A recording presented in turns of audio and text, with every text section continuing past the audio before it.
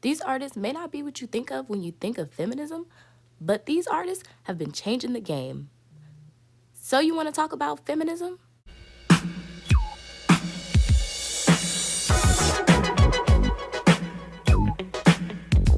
Hip-hop was born in the 70s in the Bronx. It consisted of 5 elements: DJing, MCing, breakdancing, graffiti, and knowledge. This music centered the struggle of Black people in the Bronx during a time of chaos.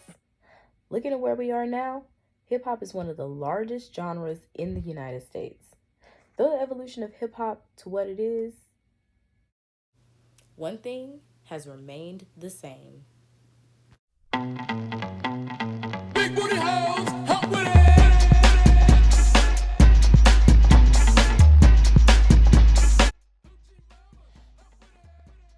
Hip-hop has remained extremely homophobic and misogynistic. Women are always the collateral damage for petty displays of toxic masculinity within hip-hop music. And that's where hip-hop feminism steps in. These rappers are owning their sexuality, challenging misogyny against Black women, and dismantling homophobic behaviors. I know that's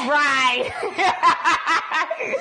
The term hip-hop feminism was coined by feminist Joan Morgan in her book When Chicken Heads Come Home to Roost. No, not that chicken head. This one. JD, let's do it. I like the way you do that right there. Switch your hips when you walk and let down your hair. Respectability politics is the idea that Black folk developed at the end of enslavement that if they were to never commit a crime, went to church, and got an education, they'd earn white people's respect and be viewed as humans. You don't find that suspicious?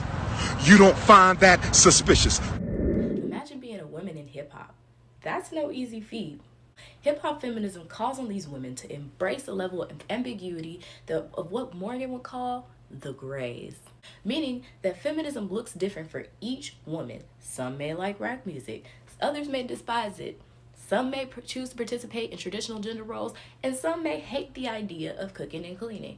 But that's all up to you. Let's go check out some of these influential women. In the late 70s, we get MC Sha Rock from the Funky Four plus one more.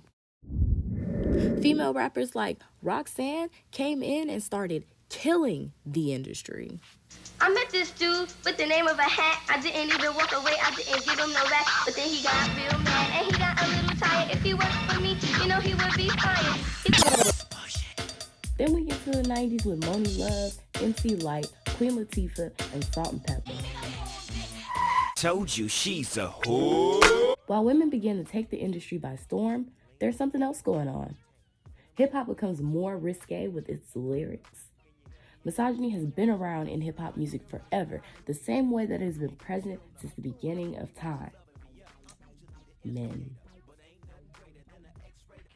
Patricia Hill Collins writes, Black feminist thought, and takes the time to explain the unique positionality of Black women within American society. According to Collins, Black women face a distinctive form of oppression that holistically targets our race, gender, class, and for some, their sexual orientation. Hill's notions of intersexual oppression is critical when defining the societal space that Black female musicians occupy in modern America. We come up on the 1990s. We get artists like Foxy Brown, Little Kim, Missy Elliott creating images of positive sexuality. Amazing Miss Lauryn Hill for closing out the decade with the miseducation of Lauryn Hill, teaching us lesson after lesson.